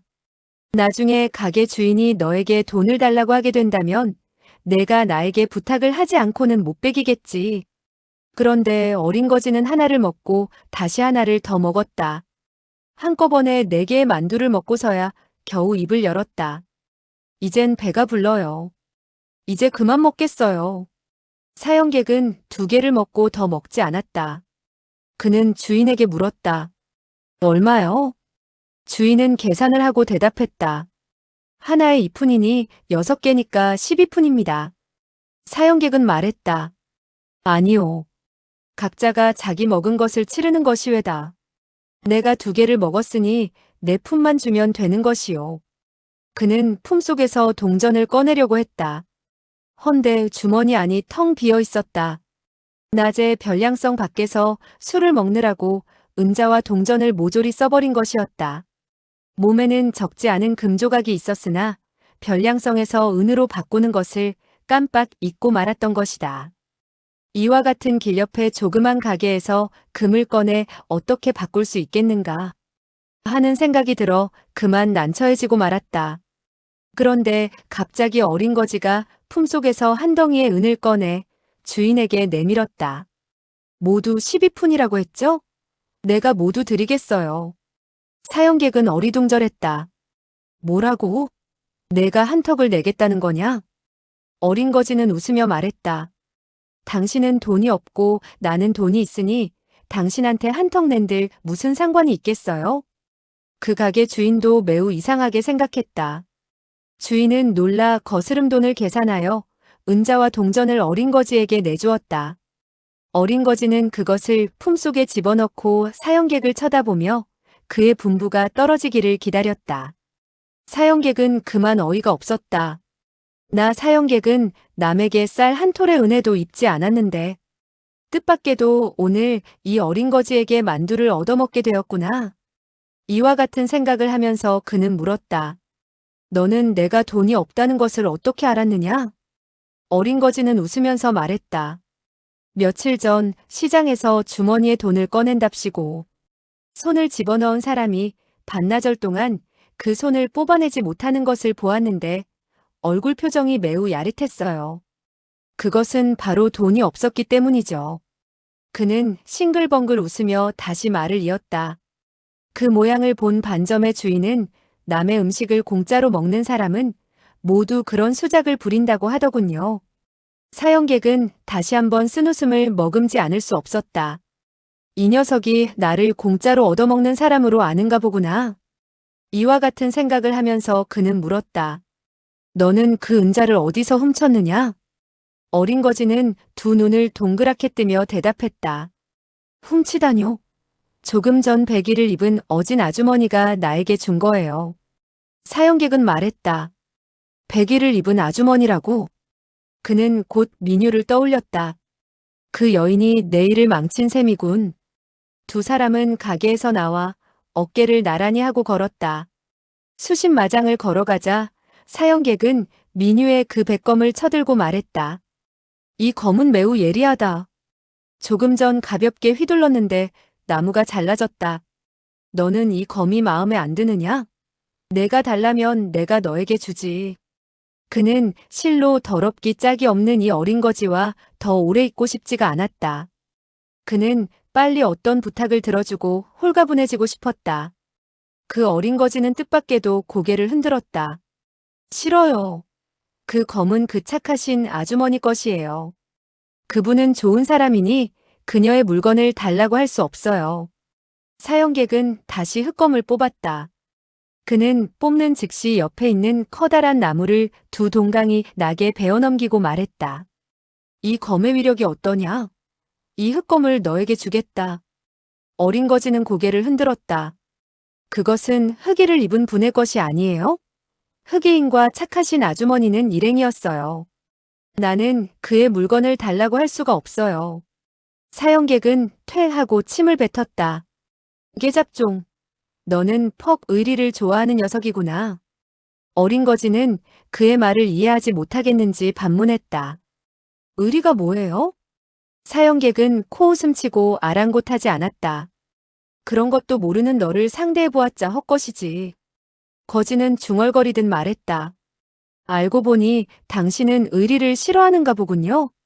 사형객은 어린 거지의 당돌한 질문에 화가 났다.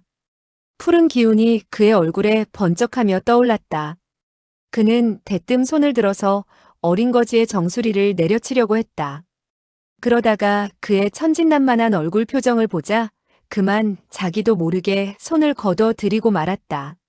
내가 어찌 너에게 손을 쓰겠느냐? 너는 의리가 무엇인지도 모르니 일부러 나를 비웃으려고 하는 소리는 아닐 것이다. 그는 의리를 싫어한다는 말을 의리를 지키기 싫어한다.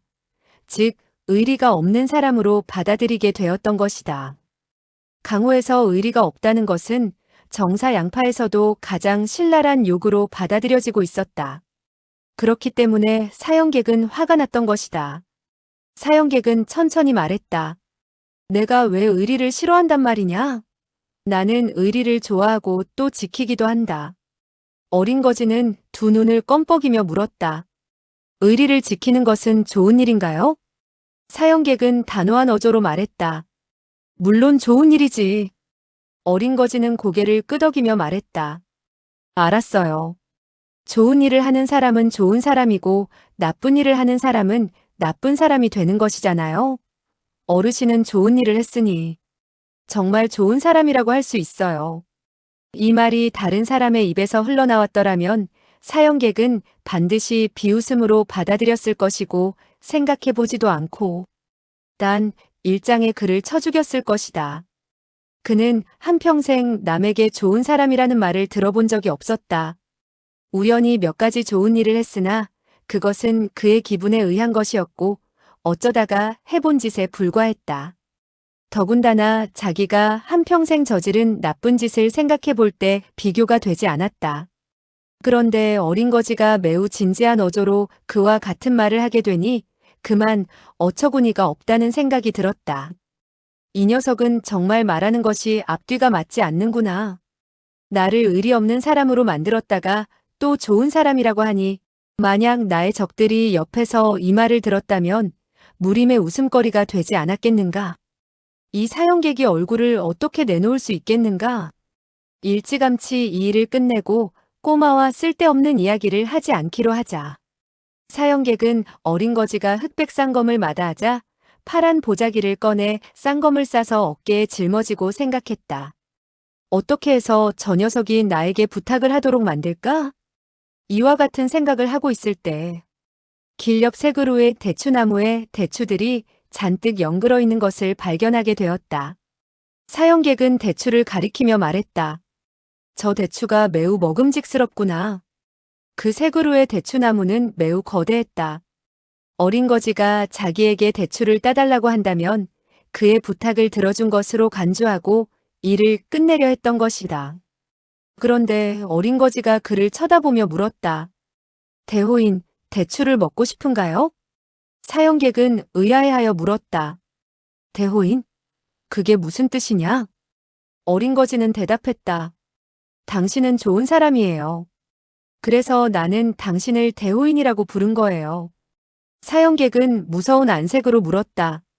누가 나를 좋은 사람이라고 하더냐? 어린 거지는 말했다. 좋은 사람이 아니란 말인가요? 그럼 나쁜 사람이겠군요. 좋아요. 저는 당신을 대학인이라고 부르겠어요. 사형객은 신경질적으로 쏘아붙였다. 나는 대학인도 아니다. 꼬마 거지는 물었다. 그것 참 이상하군요. 좋은 사람도 아니고 나쁜 사람도 아니라니, 이런 사람도 아니고 저런 사람도 아니니 그럼 뭐지? 아, 알았어요. 당신은 사람이 아니군요. 사형객은 화가 나서 소리쳤다. 너는 무슨 소리를 하는 거냐? 어린 거지는 말했다. 당신의 재간이 신기하니까 사람이 아니고 신선일 거예요. 사형객은 말했다. 그것도 틀리다. 그의 표정은 조금 부드러워졌다. 곧이어 그는 타이르듯 말했다. 제발 터무니없는 소리 좀 그만해라. 어린 거지는 고개를 가로저으며 중얼거렸다. 이것도 저것도 아니라니 뭐가 되는지 알 수가 없군. 갑자기 그는 쪼르르 달려가더니 그 대추나무 위로 기어 올라갔다. 두어 번 발을 차는 듯 하더니 나무 위로 올라갔는데 그 동작은 놀라울 정도로 빨랐다.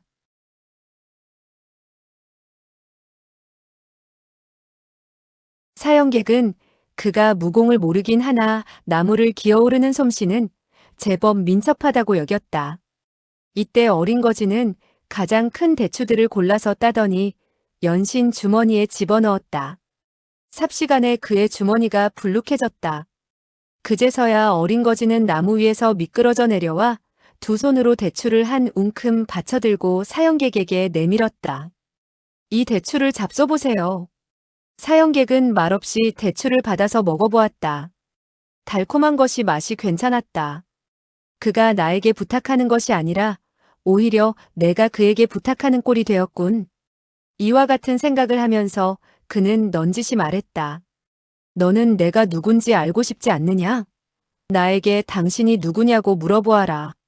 그러면 내가 나의 신분을 알려주겠다. 그러나 어린 거지는 고개를 설레설레 흔들었다. 나는 남에게 부탁 같은 것은 하지 않습니다. 사형객은 속으로 흠칫해져서는 물었다. 어째서 남에게 부탁을 하지 않느냐? 어린 거지는 심각한 표정으로 말했다. 저의 어머님은 말씀하셨어요. 남에게 어떤 부탁을 하면 그 사람이 들어주고 싶어도 들어주지 않는다고요. 그러나 부탁을 하지 않는다면 도리어 들어준다는 거예요. 상대방에서 원하지 않을 때는 아무리 부탁하고 애걸복걸해도 소용이 없을 뿐 아니라 오히려 상대방에게 혐오감을 산다고 했어요. 그는 여기까지 말하고는 사형객을 한번 힐끔 쳐다보며 다시 말했다.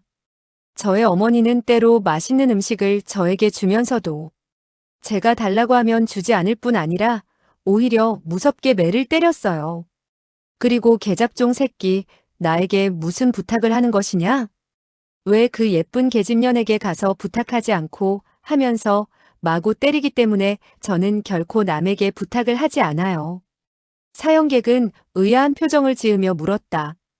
예쁜 계집년이란 누구냐? 어린 거지는 고개를 흔들며 말했다. 나도 몰라요. 사형객은 다시 한번 이상하게 생각하면서 적지 않게 실망을 했다. 이 녀석은 도대체 어떻게 된 녀석이길래 부탁도 하지 않는 것일까? 부탁을 하지 않는다면 내가 맹세한 것을 지킬 수 없게 되는데 야단났군. 더군다나 그의 어머니는 아들이 먹을 것을 달라고 하는데도 때리고 욕을 한다니. 아마도 남편이 소실을 얻어 그녀를 버렸기 때문에 아들한테 화풀이를 하는 모양이다. 시골의 우둔한 여인네들은 본래 그렇지. 이와 같은 생각을 하면서 그는 다시 질문을 던졌다. 너는 거지 행세를 하고 있는데 남에게 밥을 빌어먹거나 돈을 동냥하지 않았느냐? 어린 거지는 고개를 흔들었다. 나는 한 번도 빌어먹어 본 적이 없어요. 남이 나에게 준다면 갖고 남이 주지 않을 때는 그가 주의하지 않고 다른 곳으로 정신을 팔게 되었을 때 가지고서 뺑소니를 쳐요. 사형객은 담담히 웃으며 말했다. 그럼 거지가 아니라 도둑놈이구나. 어린 거지는 눈을 크게 뜨고 물었다. 도둑놈이 뭐예요? 사형객은 의아한 눈빛으로 물었다. 정말 모르는 것이냐? 아니면 알면서도 시치미를 떼는 것이냐? 어린 거지는 더욱 궁금하다는 듯이 말했다. 정말 모르니까 묻는 것이지요. 그리고 시침이라는 게 뭐예요? 사형객은 그의 얼굴을 자세히 살펴봤다. 비록 때가 묻어 더러운 얼굴이지만 눈빛은 초롱초롱하게 빛나는 것이 전혀 우둔한 점이 엿보이지 않았다. 너는 3살 먹은 어린애도 아닌데 어째서 그 나이가 되도록 아는 것이 하나도 없느냐? 어린 거지는 침울한 음성으로 말했다. 저의 어머니는 나에게 아무 말도 하기 싫어했어요.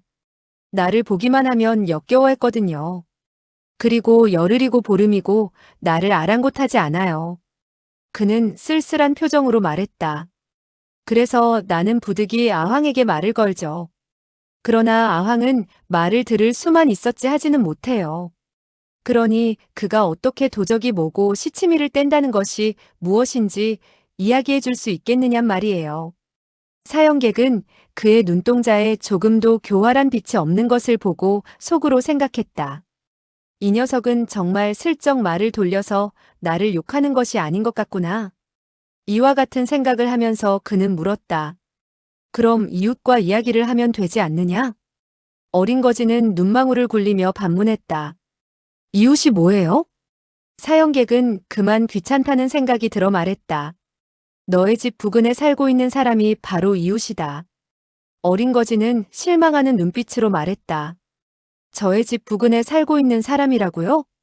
저의 집 부근에 살고 있는 것이라면 11그루의 소나무와 소나무 위에서 살고 있는 다람쥐들 그리고 꿩들이나 토끼들이 있는데 그들이 이웃이란 말이에요? 그들은 짹짹 소리만 지를 뿐 말은 못하던데요? 사형객은 그만 어이가 없었다. 너는 이 나이가 되도록 어머니 외에 남과 이야기를 해본 적이 없었느냐? 그는 암담히 말했다. 나는 줄곧 산중에서 살았으며 산에서 내려오지 못했어요. 어머니 외에 남과 이야기해 본 적이 한 번도 없어요. 며칠 전 어머니가 보이지 않아 어머니를 찾아 나섰다가 산 위에서 떨어지고 말았어요. 그리고 아황을 잃어버렸어요. 그는 고개를 쳐들고 사형객을 바라보며 다시 말했다. 남에게 우리 어머니가 어디 갔냐고 물어보았고, 아황이 어디 갔냐고 물어보았지만 다른 사람은 한결같이 모른다고 하더군요. 이것도 이야기한 것이라고 하나요? 사형객은 속으로 생각했다. 알고 보니 이 아이는 황량한 산속에서 살고 있었구나. 거기다가 어머니가 전혀 관심을 기울이지 않으니 이것저것 모르는 것도 무리는 아니지. 그는 이렇게 생각을 굴리고 대답했다. 그것도 이야기를 한 것이다. 그렇다면 말이다. 너는 어떻게 은자로 만두를 사 먹는다는 것을 알고 있지? 어린 거지는 빙긋이 웃으며 말했다. 남들이 사 먹는 것을 보았거든요. 그는 다시 사형객을 쳐다보며 말했다. 은자가 없다면 나에게 있으니 필요하다면 드릴게요. 그는 품속에서 은조각을 꺼내서 내밀었다. 사형객은 고개를 흔들었다. 나는 필요 없다. 그는 속으로 생각했다. 이 녀석은 멍청한 데가 있기는 하지만 치사한 녀석은 아니로구나. 이와 같은 대화를 나누자 그는 점차 마음이 놓였다. 다른 사람들이 자기를 함정에 빠뜨리기 위해 이 나이 어린 거지를 이용한 것이 아님을 깨닫게 되었기 때문이었다. 어린 거지는 다시 질문을 던졌다. 조금 전에 나를 거지가 아니고 도둑놈이라고 했는데 내가 거지예요? 아니면 도둑놈이에요? 사형객은 빙그레 웃으며 말했다. 내가 남에게 밥을 빌어먹고 동냥을 했을 때 남들이 너에게 먹을 것을 주고 은자를 주었다면 바로 거지이다.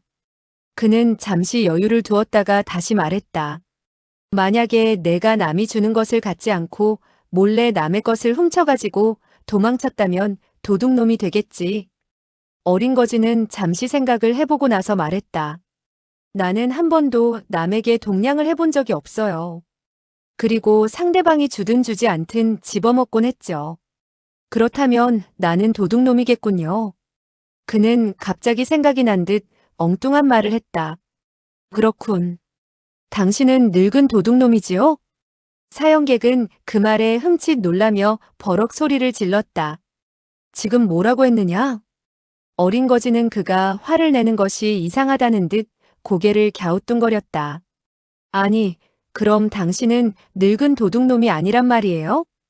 두 자루의 검은 분명히 상대방이 당신에게 주려고 하지 않았는데 당신은 빼앗아왔지 않아요? 그리고 당신은 어린애가 아니니 늙은 도둑놈이 될 수밖에 더 있겠어요? 사형객은 어처구니가 없다는 듯 너털 웃음을 터뜨렸다. 푸하하. 도둑놈이라는 말은 남을 욕하는 말이야. 늙은 도둑놈도 남을 욕하는 것이고 너는 함부로 나에게 욕을 해서는 안 돼. 어린 거지는 그제서야 이해가 가는지 고개를 끄덕였다. 그러면 당신은 왜 나에게 욕을 했어요? 사형객은 웃으며 말했다. 좋아. 이 순간부터 너를 욕하지 않겠다. 너는 거지도 아니고 도둑놈도 아니다. 나는 너를 꼬마라고 불러줄 테니 너는 나를 백부님이라고 불러라. 어린 거지는 고개를 흔들었다. 나는 꼬마가 아니에요. 나의 이름은 계잡종이라니까요. 사형객은 실소를 금치 못했다. 계잡종이라는 이름은 듣기에 좋지 않다. 너의 어머니는 너를 그렇게 부를 수 있지만 다른 사람들은 그렇게 불러서는 안 돼. 너의 어머니는 정말 이상하구나. 어째서 자기 아들을 계잡종이라 불렀지? 어린 거지는 고개를 갸우뚱거리며 반문했다. 계잡종이 뭐가 나빠요? 나의 아황은 바로 걔가 아니에요? 그가 내 곁에 있으면 나는 기분이 좋아요. 마치 당신이 내 곁에 있는 것처럼 말이에요. 그는 잠시 여유를 두었다가 다시 말했다. 하지만 아황에게 이야기를 해보았자 그는 컹컹 짖기만 했지 말을 못하는데 당신은 말을 하는군요. 그는 사형객의 등을 몇 번 어루만졌다. 손길이 매우 부드러운 것이 마치 개 잔등을 만질 때의 손짓이 아닌가. 사형객은 한 줄기의 내력을 등에다가 돋우었다. 그 순간 어린 거지는 흠칫하며 얼른 등에서 손을 떼었다. 마치 불에 달구어진 인두를 만진 듯 재빨리 손을 움츠렸다. 거기다가 그는 가슴이 답답해지면서 메스꺼움을 금하지 못해 헛구역질을 했다. 사형객은 웃는 듯 많은 듯한 표정을 짓고 그를 바라보았다. 이번에는 나에게 무례한 짓을 했으니 고통을 당해도 할 말이 없겠지? 천진난만한 어린 거지는 가슴을 쓸어내리며 말했다. 백부님, 몸에서 열이 나는가 봐요. 빨리 저 나무 그늘에 가서 쉬도록 해요. 내가 물을 좀 떠다 드릴게요. 그는 잠시 여유를 두었다가 다시 말했다. 어디가 불편하신지 열이 대단해요. 아마도 가볍지 않은 병인 것 같아요. 그는 얼굴 가득 관심이 어린 빛을 떠올렸다. 그리고 손을 뻗쳐 그의 팔을 잡으며 부축해 주려는 것이 아닌가. 이렇게 되자 사형객이 아무리 포악한 자라고 할지라도 자기에 대해서 진지한 관심을 보이는 어린 거지를 대하자 계속 옹기행공하여 그에게 상처를 입힐 수는 없었다. 나는 이렇게 멀쩡한데 왜 병이 났다고 하느냐? 봐라. 이제 열이 다 식었지 않느냐? 그는 그 조그만 손을 잡아 끌어 자기의 이마에 갖다 대었다. 어린 거지는 그의 이마가 갑자기 서늘해진 것을 보고 급히 말했다. 어이쿠, 백부님이 곧 죽게 될라나 봐요. 사형객은 그의 말에 내심 노화가 치밀었다. 무슨 터무니없는 소리야? 내가 어째서 곧 죽게 된다는 것이냐? 어린 거지는 근심 어린 음성으로 말했다. 저의 어머니가 한 번 병이 난 적이 있어요. 그런데 갑자기 열이 났다가는 갑자기 몸이 차가워지는 거예요. 그러자 어머니는 죽는다. 곧 죽게 된다. 이 양심도 없는 것. 차라리 내가 죽는 것이 낫지 하고 말하는 거예요. 그는 사형객을 쳐다보며 다시 말했다. 그 후 하마터면 침대 위에서 죽을 뻔했으며 2개월간 끙끙 앓았다고요. 사형객은 미소 지었다. 그는 천진난만한 이 꼬마에게 자기도 모르는 사이에 이끌리고 있었다. 나는 죽지 않을 거다. 어린 거지는 그의 말에 반신반의하여 미미하게 고개를 흔들었다. 약간 믿을 수 없다는 표정이었다. 두 사람은 이와 같은 이야기를 주고받으며 동남쪽으로 한동안 걸었다. 어린 거지는 하늘에 걸려있는 강렬한 태양을 쳐다보았다. 그러다가 갑자기 그는 길 옆으로 가서 7, 8개의 커다란 나뭇잎을 땄다. 사형객은 어린 거지가 심심해서 장난을 치는 것이라 생각하고 아랑곳하지 않았다. 그런데 뜻밖에도 어린 거지는 그 나뭇잎으로 모자를 엮더니 사형객에게 내밀었다. 햇살이 따가워요. 병이 났으니 이 모자를 쓰세요. 사형객은 그야말로 그의 행동에 웃을 수도 울 수도 없는 심정이었다. 그의 호의를 무시하고 싶지 않아 나뭇잎으로 만들어진 모자를 머리에 썼다. 따가운 햇살 아래 그와 같은 모자라도 쓰니 한결 시원했다. 그는 다른 사람이 자기를 두려워만 했지 이와 같이 선의의 관심을 보이지 못했는데 이제 이 꼬마 거지가 자기를 위해 주자 마음속이 흐뭇해지는 것을 느꼈다. 얼마 후 그들은 조그만 마을에 이르게 되었다. 어린 거지가 걱정 어린 눈빛으로 그를 쳐다보았다. 돈이 없지요?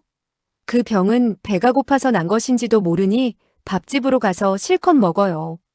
그는 사형객의 손을 잡아 끌며 어느 반점으로 들어갔다. 어린 거지는 여태까지 반점에 들어가 보지 못한 터라 어떻게 음식을 시켜야 할지를 몰랐다. 그리하여 그는 품속에 간직했던 은조각과 동전을 모조리 탁자 위에 꺼내놓고 나서는 사환에게 말했다.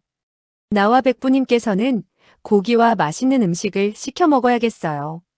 그러니 이 돈을 다 가져가도록 하세요. 은자는 3냥이 넘었다. 이 돈이라면 한 탁자에 푸짐한 음식을 시킬 수 있었다. 사환은 크게 기뻐하면서 재빨리 부엌에 닭고기, 쇠고기, 생선 등으로 만들어진 음식을 주문했다. 얼마 후 그 음식들이 차례로 날라졌다. 사형객은 2근의 배가를 시켰다. 배가를 갖다 주자 어린 거지는 그가 권하는 대로 한 모금 마셔보고는 배탄했다. 아이, 매워요. 맛이 없어요. 그는 고기와 밥만 먹었다. 사형객은 속으로 생각했다. 이 녀석은 정말 철이 없구나. 하지만 호방한 성격을 타고났으며 보기에 우둔하지는 않다. 잘 가르친다면 훌륭한 고수가 될 법도 한데. 그러나 다시 생각을 고쳐먹었다. 세상에는 너무나 배은망덕한 자들이 많아. 나의 그 제자로 말할 것 같으면 자질이 뛰어났으며 이 세상에서 한번 만나보기 힘든 기재였다. 하지만 그는 나를 해쳤지 않은가? 그런데 내가 또다시 제자를 거둬들여? 이와 같은 생각이 들자 그는 그만 노기가 등등해지고 제자를 거둬들일 생각은 깡그리 사라지고 말았다. 두 근의 배가를 다 마신 후 그는 음식을 약간 먹고 말했다. 가자. 어린 거지는 관심 어린 음성으로 물었다. 백부님, 이제 괜찮아요? 사형객은 말했다. 괜찮다. 그와 같은 대답을 하면서 그는 속으로 생각했다. 이 녀석은 은자를 다 써버렸으니 다시 밥을 먹게 되었을 때 반드시 나에게 부탁을 할 것이다. 우선 큰 고을로 들어가 금을 은자로 바꿔야 되겠구나. 그들은 그 고을에서 떠나 다시 동쪽으로 향했다. 사형객은 그를 힐끗 바라보며 물었다. 꼬마야, 너의 어머니의 성이 무엇인지 너에게 말한 적이 없느냐? 어린 거지는 즉시 대답했다. 어머니는 어머니죠 뭐. 어머니에게도 성이 있어야 하나요? 사형객은 그의 대답에 어처구니가 없었다. 물론이지. 사람마다 성이 있는 법이다. 어린 거지는 되물었다. 그렇다면 나의 성이 뭐예요? 사형객은 실소를 금치 못하며 말했다. 내가 모르니까 하는 소리야. 계잡종이라는 이름은 너무나 듣기에 좋지 않아. 내가 너에게 이름을 지어줄까? 어린 거지가 만약에 이름을 하나 지어주세요 하고 말하게 된다면 자기에게 부탁을 한 셈이니 아무렇게나 이름을 하나 지어주고 자기의 맹세를 지켰다고 할 참이었다. 그런데 어린 거지의 대답은 뜻밖이었다. 나에게 이름을 지어주시면 좋겠지만 저의 어머니가 싫어하실 거예요. 우리 어머니는 나를 계잡종 하고 부르는 게 버릇이 되었거든요. 오히려 이름을 얻게 되면 우리 어머니가 싫어하실 거예요. 계잡종이라는 게 왜 듣기 싫어요? 사형객은 눈살을 찌푸렸다. 계잡종이라는 한마디가 어째서 듣기 싫은지 일시 설명하기가 곤란하구나. 바로 이때였다. 앞쪽 왼편 숲속에서 병기 부딪히는 소리가 들렸다. 사형객은 속으로 흠칫했다. 저쪽에서 누군가 싸우고 있구나. 손을 쓰는 것이 무척 빠른 것으로 보아 무공이 꽤 높은 것 같다. 이와 같은 생각을 하고 그는 즉시 나이 어린 거지에게 말했다. 우리들은 저쪽으로 가보자. 그러나 절대 소리를 내어서는 안 된다. 그는 나이 어린 거지의 뒤로 돌아가 겨드랑이에 자기 손을 끼우고 받쳐들었다. 즉시 그는 경공신법을 펼쳐서 무기가 서로 부딪히고 있는 방향으로 달려갔다.